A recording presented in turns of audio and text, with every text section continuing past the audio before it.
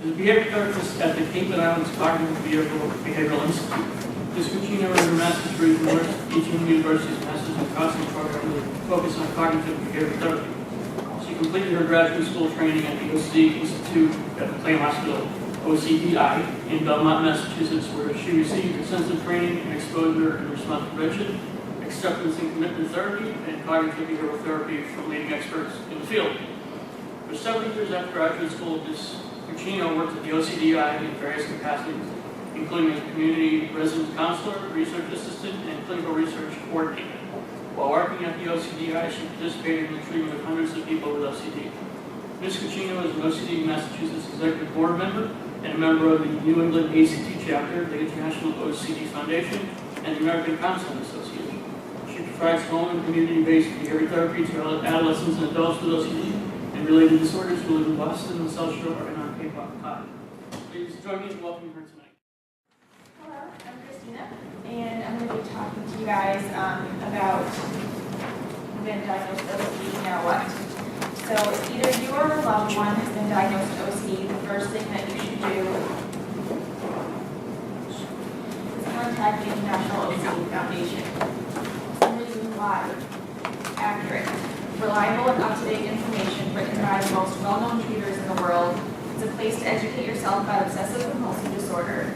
Not all information on the internet is accurate or written by people with experience in OCD treatment. Sense of community. You may or may not know anyone who is diagnosed with OCD, and with the IOCPF, you get the sense that you are not alone. If you want to call, the staff at the headquarters in Boston will take the time to talk to you and answer your questions. The annual conference is attended by 1,200 people per year, and it's growing. At the conference, you can meet other individuals with OCD, as well as the top OCD therapists and psychiatrists in the world.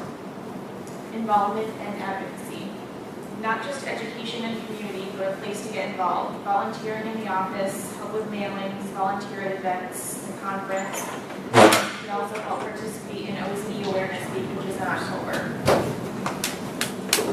And the treatment provider database. This is one of the most important parts to the website. And so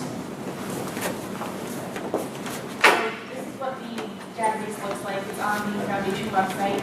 And you can type in where you're from, country, population served, payment options. It'll say self-pay, insurance, Medicare, Medicaid, treatment strategies, and specialty who you're looking for a therapist. Once again, you can rely on the information from this website. Some therapists are better at treating OCD than others, and it's important to interview them to make sure they know how to do exposure and response prevention therapy. Their responses to your questions are a good guide to what you want to know about a new therapist.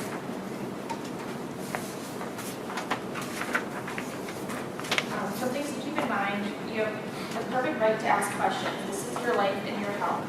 If he or she is guarded, withholds information, or becomes angry at your request for information, you should probably look elsewhere for a different therapist.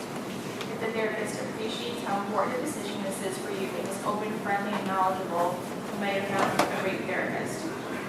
Your relationship with your therapist is going to be very important, especially since he'll be asking you to do things that will make you feel uncomfortable. An example of what the database looks like for the therapists, their training, what they do for services, things like that.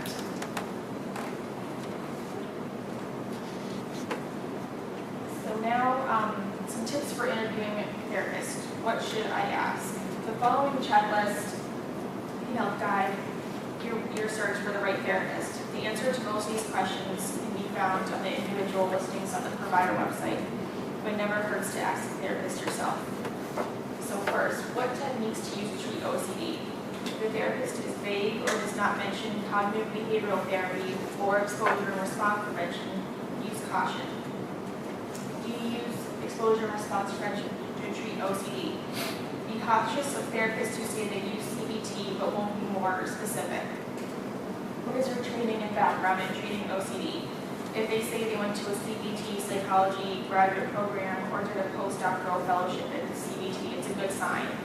Another positive is if a therapist says they're a member of the International OCD Foundation or the Association of Behavioral and Cognitive Therapists. Also look for therapists who say they have attended specialized workshops or trainings offered by the International OCD Foundation, like the Behavior Therapy Training Institute or the annual conference. How much of your practice currently involves anxiety disorders? If the therapist has only treated anxiety a few times, you might want to move on to find another therapist. Do you feel that you've been effective in your treatment of OCD? This is a good question to ask to make sure they're using the most effective form of therapy for OCD. What is your attitude towards medicine in the treatment of OCD? If they're negative about medication, this might be a bad sign. Medication is a very effective treatment for OCD. Are you willing to leave your office if needed to do behavioral therapy? It's sometimes necessary to go out of office into the community or into individuals' home to do effective therapy.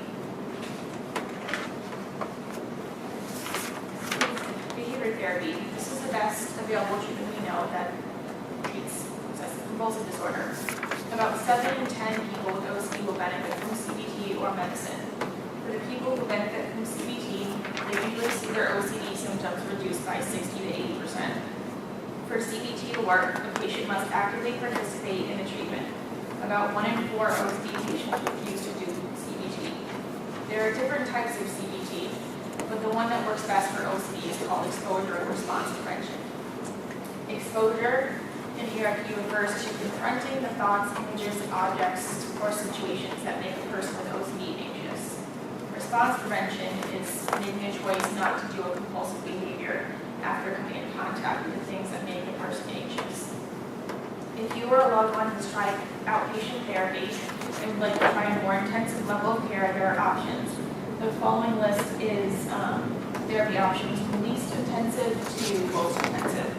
So traditional outpatient would be seeing a therapist for individual sessions, usually once or twice a week for about 40 to 50 minutes. Home-based treatment is effective for people who are too symptomatic to benefit from traditional outpatient therapy, and this type of treatment involves more frequent appointments than traditional outpatient, and is also appropriate for individuals who are housebound. Intensive outpatient. Patients attend several groups and one individual session per day, several times per week. A day program is usually at a treatment center during the day at a mental health in a hospital, usually from 9 to 5, up to 5 days a week. Partial hospital is the same as a day program, but patient attend the treatment at a hospital. Residential. Patients are treated while living voluntarily in an unlocked mental health treatment center or hospital. An example of this is the McLean OCD Institute. And inpatient. This is the highest level of care for a mental health condition. Treatment is provided on a locked unit in a hospital on a voluntary or sometimes involuntary basis. Patients are admitted to this level of care if they can't care for themselves or are a danger to themselves or others. The goal of inpatient treatment is to stabilize the individual, which generally takes several days to a week, and then transition the patient to a lower level of care. In most of these programs, or actually all of them, you would be participating in cognitive behavior therapy and exposure and response prevention. Psychiatry. Just want to talk a little bit about medication. Medicine is, as we know, an effective form of treatment for OCD. About 7 in 10 people with OCD will benefit from either medicine or CBT, and the people who benefit from medicine usually see their OCD symptoms reduced by 40 to 60%. The treatment for most OCD patients should involve the combination of ERP with medication. For medicines to work, they must be taken regularly and as directed by a doctor. About half of OCD patients stop taking their medications due to side effects or other reasons. What kind of medications may help OCD? Most drugs that help OCD are known as antidepressants. Depression can often result from OCD, and doctors are able to treat both the OCD and depression at the same time with the same medications. And these are just a list of 8 drugs that worked well in research studies with OCD.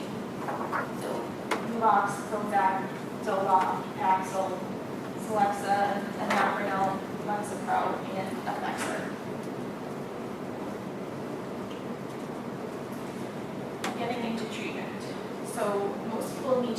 insurance for treatment, and a resource to look over is located on the OCD Massachusetts webpage, which is an affiliate of the International OCD Foundation. Here you will find a mental health referral information form and a glossary of insurance terms. I'll now go through the steps, how to gain information about mental health providers and how to use your insurance benefits. Step 1, look on the reverse side of your insurance card and locate the mental health substance abuse phone number. If this number is not available, look for the customer service number. When you call either phone number, there are 2 pieces of information that you should obtain: benefit information as well as mental health provider or facility, referral names, and their contact information. Before calling the insurance company, determine what level of care you'll need to appropriately treat your mental health condition. You can find this information from your current mental health provider, your primary care physician, researching on your condition, or consulting with a mental health professional at your insurance company. As I mentioned before, there's different levels of care ranging in order from less to most intensive treatment. Step 3. When calling your insurance company, follow the automated prompts for members and then obtaining benefit information. Once you have reached a service representative, you'll be asked to answer a series of identification questions: social security number, member ID, date of birth, and then there are several questions that you're going to want to ask them. What are my benefits for level of care that I need? Make sure you ask what your in-network benefits and out-of-network benefits are. If the provider you wish to see is not covered by an insurance company, ask the insurance company if they'll make a single case agreement with the out-of-network provider. You should make a case that the mental health provider offers an expertise that's not offered in their network of providers. The benefit description will contain several terms that are important to understand. You'll need to know the number of therapy sessions or days of treatment you have per year. You should also ask if there's an option for parity. This allows the mental health provider to determine if you have a biological condition that might require more sessions or a longer hospital stay than your plan provides. Deductibles are the amount of money that you pay out of pocket before your insurance company begins to pay. Co-payment is a flat fee that you must pay each time you have a session, and your insurance company should pay the rest. Is authorization needed to start treatment of level of care I might need? You may have certain insurance benefits in your policy. That doesn't mean that the insurance company will let you use them at any given time. If authorization is needed, ask what the phone number is to call and obtain authorization before you start treatment. Once you have benefit information, you need to find out how to obtain a referral list of mental health providers or treatment facilities in your area. You should have in mind what type of mental health provider you're looking for: psychologist, licensed mental health counselor, licensed clinical social worker, which will do CBT or more specifically ERP with you, or a psychiatrist if you are interested in medication. What type of treatment facility are you looking for? What specialization would you prefer that the provider have? If OCD is not a choice, consider working with someone who specializes in anxiety disorders. You might want to think about what gender you prefer your provider to be, and what zip code you like the provider or treatment facility to be located in, and how many miles that you're willing to travel to get there. Once you have received benefit information and picked a treatment provider or facility, you might need to call your insurance company to get authorization to use your benefits. If you're denied authorization to use your benefits, you, as a subscriber, have the right to appeal the decision. You should also ask what the appeal process is. The Human Resources Department where you work may provide assistance during the appeal process.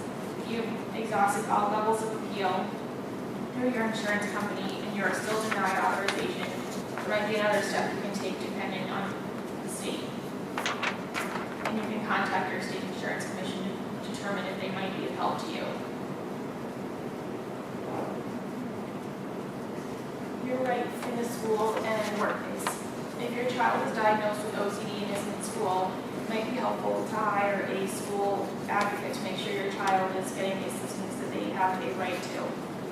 The Individuals with Disabilities Education Act Section 504 of the Rehabilitation Act and the American with Disabilities Act allow for children with OCD to receive intervention services as well as accommodation in school settings. Depending on a school team-based decision, students with OCD may be classified as having an other health impairment or an emotional disturbance, exceptionally, and then provided with an individualized education plan. An IEP will describe how a student's disability influences his or her academic performance. It also lists academic and behavioral goals, the academic and behavioral supports needed to help the child achieve these goals. Legal guardians must be invited to participate in the IEP team, which generally includes the student's teacher, a special education teacher, school administration, school psychologist, and other school personnel. The legal guardian also may invite others to attend the IEP meetings, such as a trusted associate, child advocate, or an attorney. If a legal guardian does not agree with the IEP or the IEP's team decision regarding special education eligibility, he or she must be informed how he or she can challenge the decision. Alternatively, they can receive services through Section 504 and provided with an individual accommodation plan. Schools may also decide to provide students with research-based academic and behavioral interventions to see if they adequately respond to these interventions and do not need intensive supports or special education diagnosis. However, schools are required to do something to help children with OCD if their symptoms negatively impact their educational performance. Section 504 of the Rehabilitation Act guarantees the right to people with disabilities. It aims to decrease discrimination and promote equal opportunities by requiring schools to provide reasonable accommodations, such as extra time on tests or use of computer-aided instruction for children with disabilities. These accommodations can address temporary or chronic problems, and no diagnosis is needed for students to receive these services. Thus, a 504 accommodations can be implemented quickly and flexibly. However, services provided under the IDEA school systems do not receive federal funding to provide the 504 accommodations. Children with OCD may be eligible to receive 504 accommodations if their symptoms substantially limit at least one major life activity, such as walking, speaking, learning, reading, writing, performing math calculations, self-care, as determined by a school-based team. They usually include the same individuals who sit on the IEP teams. Section 504 requires the review of multiple sources of information provided by different individuals, the school psychologist, parents, teacher, prior to providing the accommodations. Similar to IEPs, eligible 504 students will receive accommodations through an individual accommodation plan. This plan simply lists specific accommodations and interventions that may help a student overcome his or her disability. These plans often list specific instruction materials that a student may need, modifications on tests or assignments, grading and assessment changes, and behavioral interventions.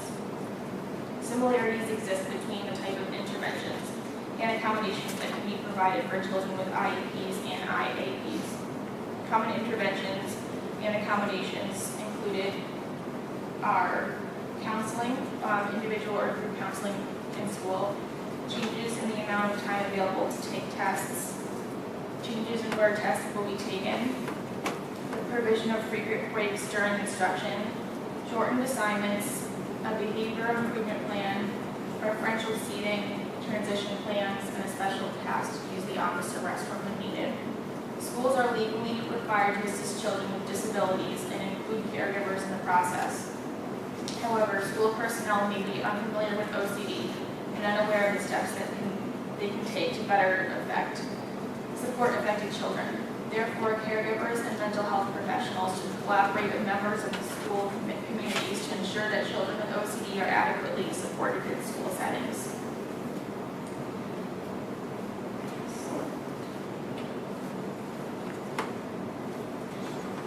Are children's legal rights and protections in the educational setting the same for public and private schools? Schools which accept public funding are bound by the IDEA requirements. This includes charter schools, vocational technical schools, and special education schools, which accept special education students for placements funded by their public school districts. It does not apply to private schools, which generally do not accept publicly funded students.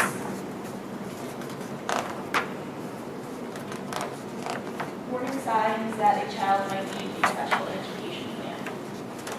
If parents worry about their child, they should consult with their child's doctor and teachers to determine whether a more thorough evaluation would be helpful. If a parent requests a special education evaluation, the school district is required to provide them with a consent to evaluate form. Once this form is signed, the district has 30 school days to conduct evaluations in all areas of suspected need and convene a team meeting to determine eligibility. Within 45 school days of the signing of the consent form, the team has to provide the parent either with an IEP or a notice that says that they denied the eligibility. Parents can then accept or reject the IEP as proposed, and they can also reject the denial of eligibility.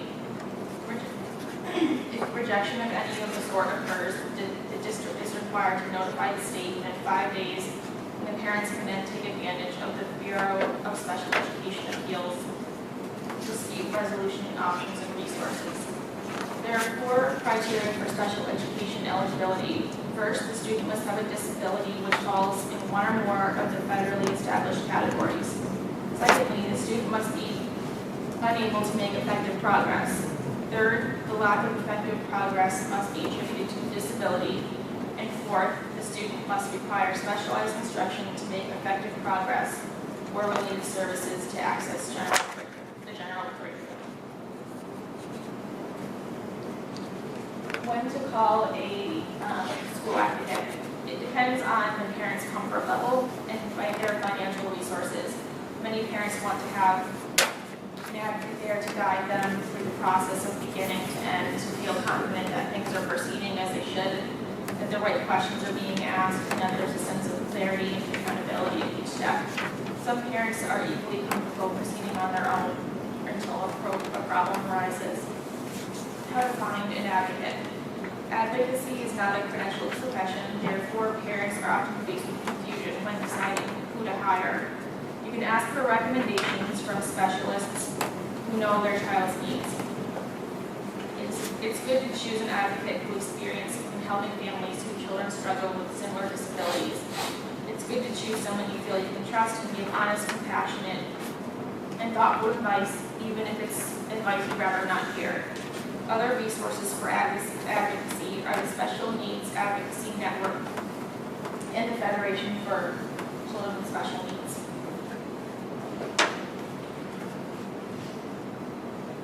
The equivalent for adults would be support through the Americans with Disabilities Act. Make sure you know what your rights are. The ADA is a federal law designed to make it easier for people with disabilities to fully participate in society. The law is divided into 5 sections called titles. Title I covers employment, and titles 2 through 5 cover public services, public accommodations, telecommunications, and miscellaneous provisions. What kind of workers does the ADA protect? The law protects individuals with permanent or long-lasting physical or mental limitations if those limitations have substantial negative effects and if the individual can do the main parts of their jobs, even if they need some kind of help to get the job done, which employers have to comply with the ADA. The ADA applies to private employers and religious entities with at least 15 employees, state and local governments, employment agencies, and labor unions. U.S. government employees are covered by the Rehabilitation Act, which is very similar to the ADA. How does the ADA help working people? The ADA offers 2 benefits to people who work or want to work. First, the law forbids employers from discriminating against individuals with disabilities. And second, the ADA requires employees to provide reasonable accommodation to employees with no disabilities. What is meant by discrimination?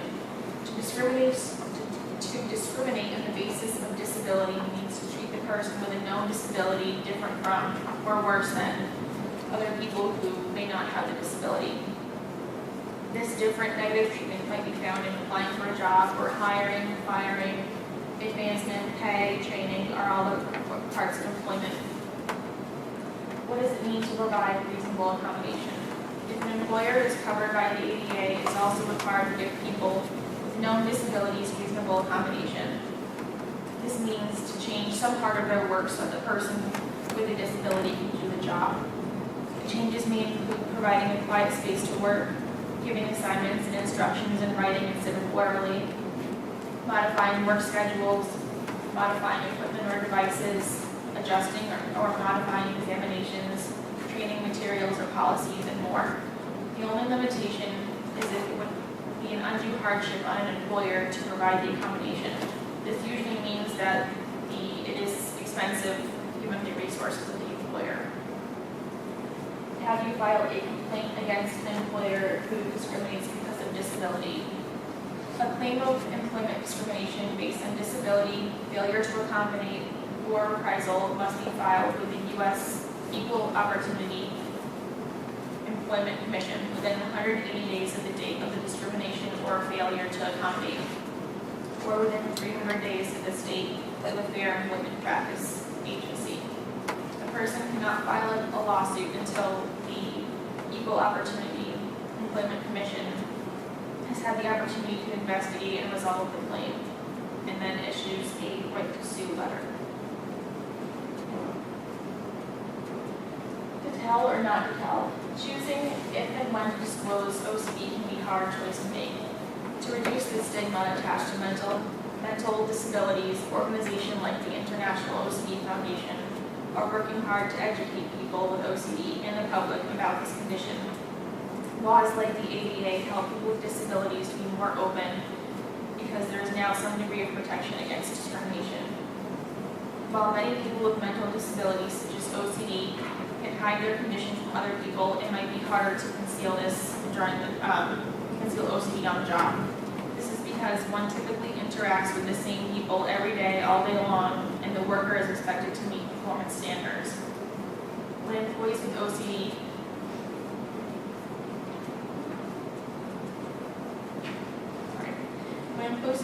are engaging in rituals or experiencing self-doubt and uncertainty, their bosses or co-workers might believe the employees are slow, incompetent, lazy, or not paying attention. If OCD is leading to poor performance reviews, counseling, discipline, or other problems at work, it might be time to consider whether or not to disclose the disability and ask for reasonable accommodation. If your work is suffering because you need reasonable accommodation, the ADA can help. However, you must request accommodation, otherwise your employer will not know the reason for your poor performance and may have the right to discipline or even fire you. How to request an accommodation.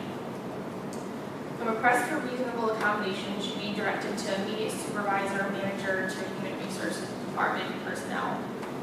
The request should identify the disability, state if it's permanent or give the expected duration, and ask for reasonable accommodation. For an example of a reasonable accommodation would be the accommodations I request are a white noise machine to eliminate distractions and to be relieved of telephone duties for 2 hours every day so I can concentrate on my work. When an employer receives such a request, if they are legally obligated to discuss possible accommodations with the person with a disability. Sometimes the employer may request more information from your doctor, which is usually appropriate. If you believe the request is harassment or unnecessary, please consult with an attorney before refusing to cooperate. All medical information by an employer receives must be kept completely confidential by law and disclosed only those who have a work-related need to know. For example, if you request accommodation from the personnel office, your supervisor will also need to know. However, your co-workers do not have a need to know. You may choose to disclose your disability to your co-workers. Sometimes it's a good idea to let your co-workers know so they don't assume that you are getting special treatment. It's best to give them factual information about the disorder and to let them know that you're doing what you can and to learn and manage it. enlist their help and support, and let them know that information about OCD can be found on the International OCD Foundation website. Next, structure. So activities to include in a daily schedule. Research shows that structure in your day helps you maintain the goals that you've made in treatment. First is relaxing activities. These help to renew our energy and to help manage stress and anxiety. Also to reward ourselves for working hard.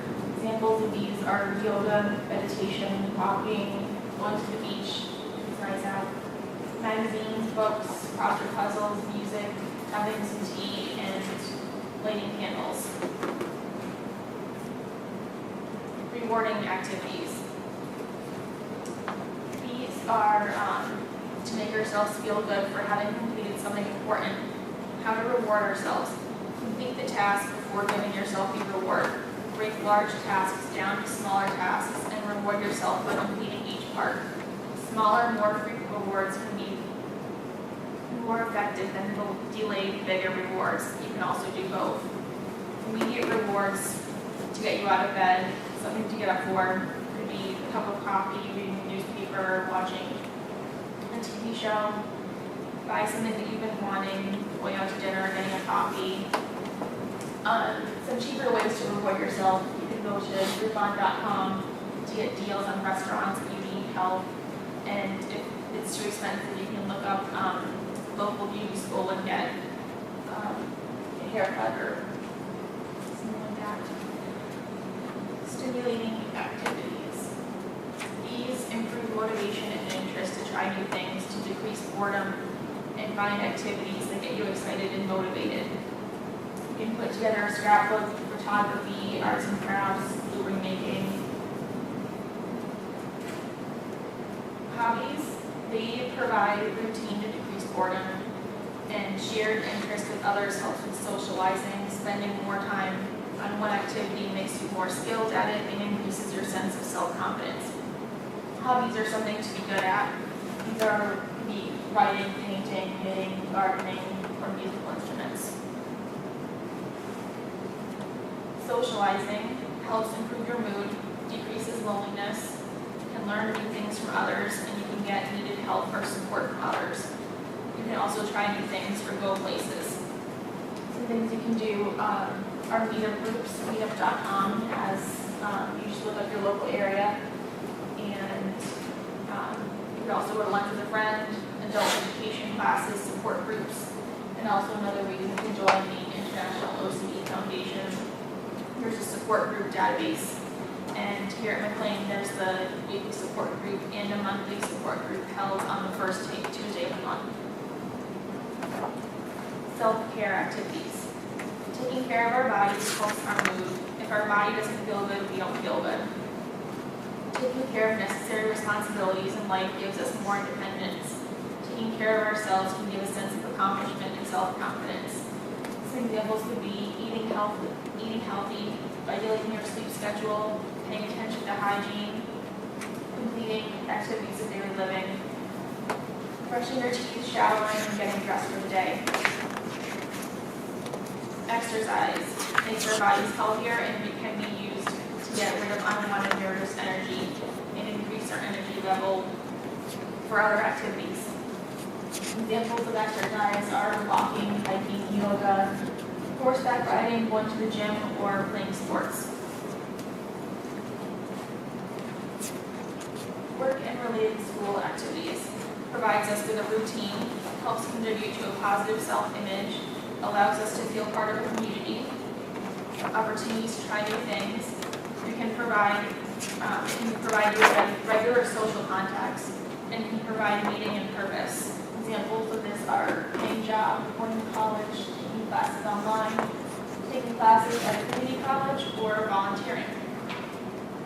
And for more information on OCD, you can go to the International OCD Foundation at ocdfoundation.org, or the affiliate, which is the local Massachusetts.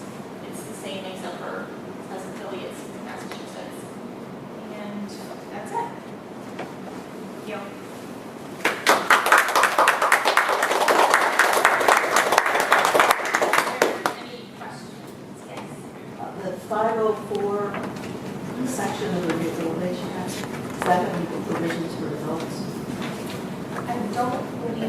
this is just for children, but I'm not positive on that. There will be more information on the website if you have a computer. The website that's right now shown. Yes, the International OCD Foundation, and also on the Massachusetts affiliate. And where do we find the article by Nisi and somebody that's? That's on the affiliate website about the health insurance. Yeah. Yeah. Any other questions? Yes.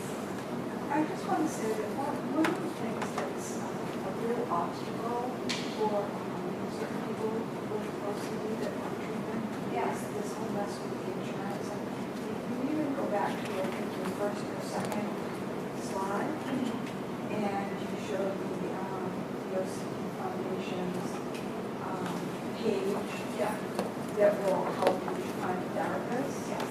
And if you look at that box that gives the options, you'll see it will say self-pay, Yeah. private insurance, Medicare, and Medicaid. But there are a lot of people that don't have the means for self-pay or have private insurance. They may have, for instance, Commonwealth Care, which is the state subsidized insurance. And if you look at any of the therapists that are listed on the website that you might like to contact, you'll find out that they do not accept, they only accept private insurance. It's a real problem. Is there anything that you can mention about where to go when you hit that roadblock? Yeah, I would suggest if you see someone who has self-pay listed as it, you can always call them and ask if they do, what's it called? Sliding scale. Most therapists will do that. I would suggest trying that. Other questions? Well, a lot of your suggestions seem really good, and I've done a number of those. But the OCD can get in the way of doing some of those things. Like if you do crafting, you can get very perfectionist with that crafting. Yeah.